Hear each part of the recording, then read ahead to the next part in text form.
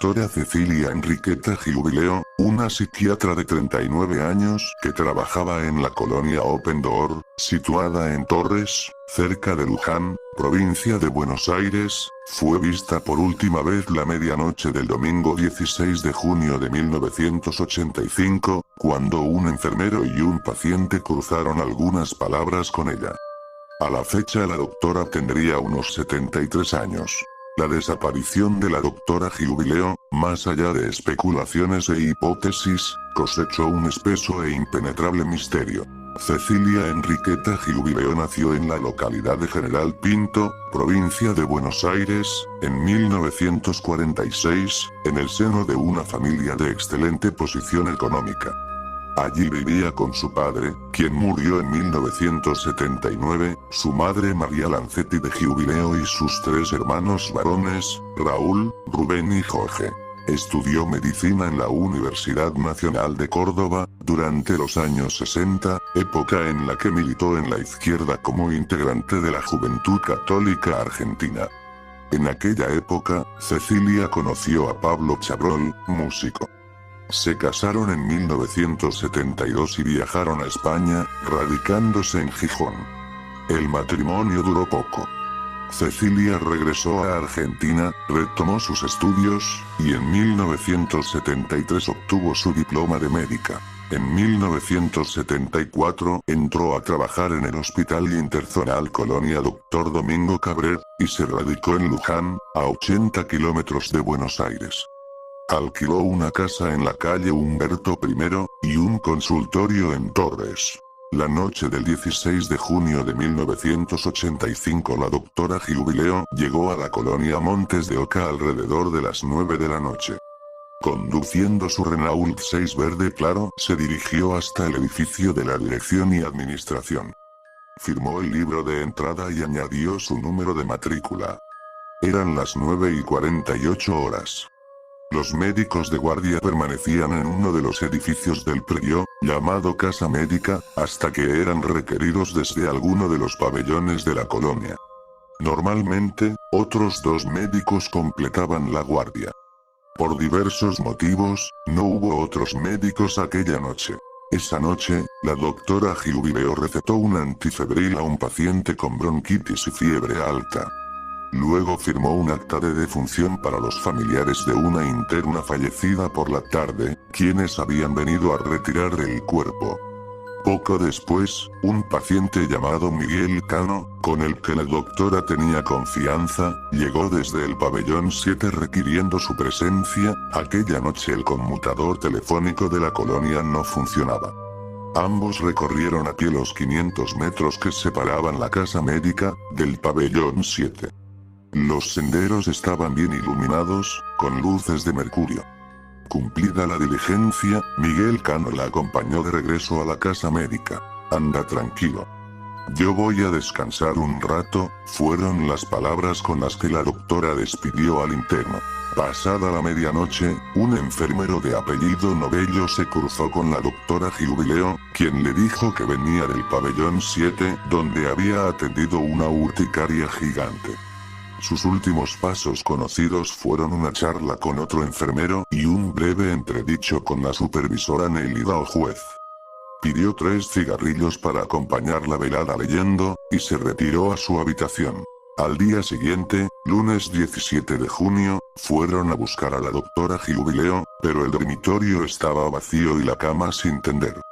En la mesa de luz solo encontraron sus zapatos marrones con puntera beige.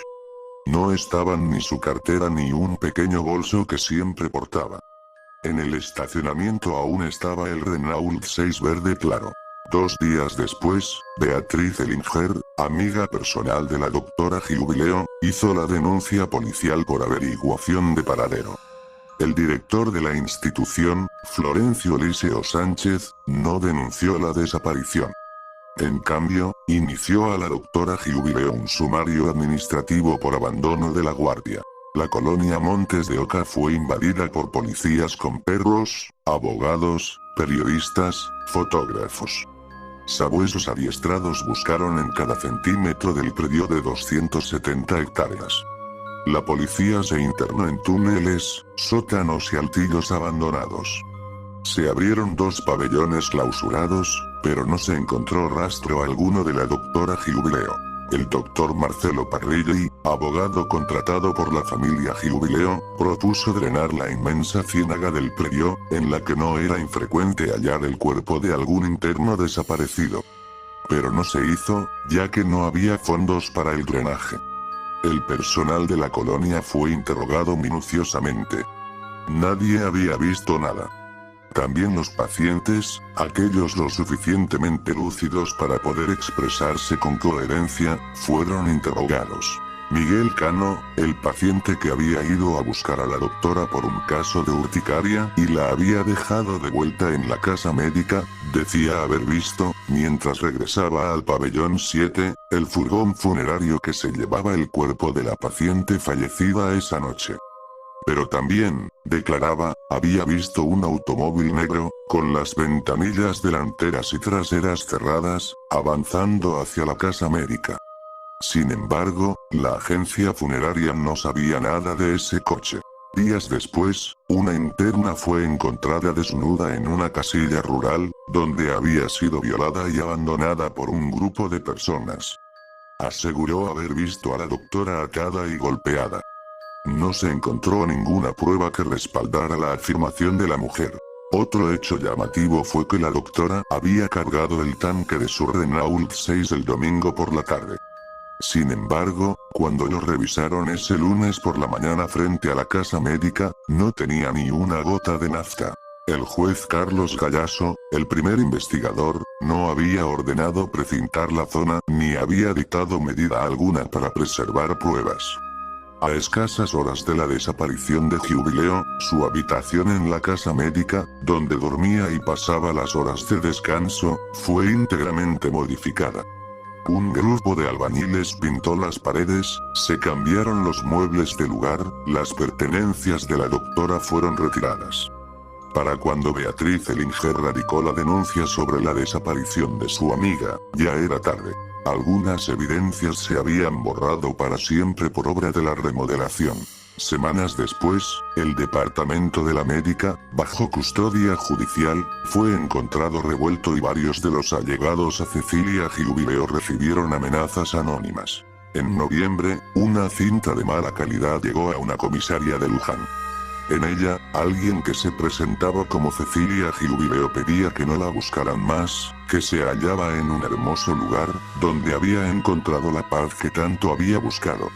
Se aseguró que se había exiliado en un pueblo limítrofe entre Ecuador y Colombia, que había ingresado en un monasterio, que se había unido a una secta religiosa, que practicaba ciencias esotéricas. Mientras se pericaba la autenticidad del material, una parapsicóloga decía ver un cuerpo en el fondo de un tanque de agua, idéntico al de la colonia. El tanque fue revisado. Solo hallaron un gato muerto. Múltiples hipótesis fueron consideradas y sucesivamente descartadas. Primera hipótesis. Algún paciente de la colonia la había atacado. No había la menor señal de que esto hubiera ocurrido. Y de haber sucedido, era plausible que un enfermo mental planeara un crimen con tanta perfección. La hipótesis fue descartada rápidamente. Segunda hipótesis. Había sido secuestrada para pedir un rescate. En su casa de la calle Humberto I, Cecilia guardaba $3.000, sus ahorros, en una caja de maicena. Pero nadie había pedido rescate. Tercera hipótesis. Un drama pasional. Pero nada pudo encontrarse que pudiera conducir a explicación alguna. Todos los involucrados e involucradas soportaron la investigación sin que pudiera acusarse a nadie. Cuarta hipótesis. Hipótesis política. Tenía que ver el tenebroso pasado del país, aún reciente, con la desaparición de la doctora Giubileo. Cecilia había militado en la izquierda en su época de estudiante universitaria. Aunque su exmarido Pablo Chabrol no registraba antecedentes políticos, 2 de sus hermanos habían militado en el ERP. Y estaban en las listas de desaparecidos de la CONADEP. El ex suegro de Jubileo, Pablo Pedro Chabrol, había molestado a los militares con incansables gestiones para averiguar el paradero de sus dos hijos. Había sido detenido y castigado. Pero la hipótesis política no prosperó. No pudo hallarse una relación entre estos sucesos y la misteriosa desaparición de Jubileo. Conforme comenzaron a espaciarse las novedades, el caso Jubileo fue perdiendo espacio en los medios. 25 años después de los acontecimientos, Francisco Merino, novio de Cecilia durante 8 años y luego amigo y confidente, recuerda las veces que ella le decía que el trato a los enfermos mentales es desastroso. Y recuerda la última vez que habló con ella, una semana antes de su desaparición. Allí me contó que en la colonia habían empezado a perseguirla porque quería denunciar algunas irregularidades. Me dio a entender que a los muchachos les sacaban las córneas y luego los mataban en una caldera. También hablaba de órganos. Estaba muy asustada. Veníamos de la dictadura y yo le dije que no se involucrara en líos, que vivamos tranquilos porque hay organizaciones con las que es muy difícil meterse y al que molesta, lo matan. Hoy, Merino es camarista de la localidad de San Francisco y se arrepiente de no haberse presentado en aquel momento a declarar. La había pasado muy mal durante el proceso y sentí mucho miedo de hacerlo, se excusa. Para Julio Acedo, ex compañero de Jubileo y actual referente gremial de AT Luján, la hipótesis de la red de tráfico de órganos no cierra en absoluto. Un órgano no es una caja de chicles que se compra en un kiosco. Para un óbito orgánico hacen falta un lugar personalizado, personal especializado y compatibilidad genética. En ningún pabellón de la colonia se puede hablar de órganos, porque sería para tirarlo a los chanchos. Marcelo Parrilli, el abogado contratado por la familia Jubileo, coincide, pero solo parcialmente. En la colonia no había capacidad quirúrgica, ni médica, ni farmacológica, ni higiénica como para hacer absolutamente nada. Es estúpido decir que había tráfico de órganos ahí. En todo caso, era más probable que hubiera tráfico de personas. Tranquilamente podías llevarte un tipo y, al mejor estilo desarmadero de Warnes, sacarle los órganos a donde a vos se te ocurriera sin que nadie se enterase, ya que cualquier chacarero debía tener más control sobre sus gallinas que el que tenía la colonia sobre sus internos.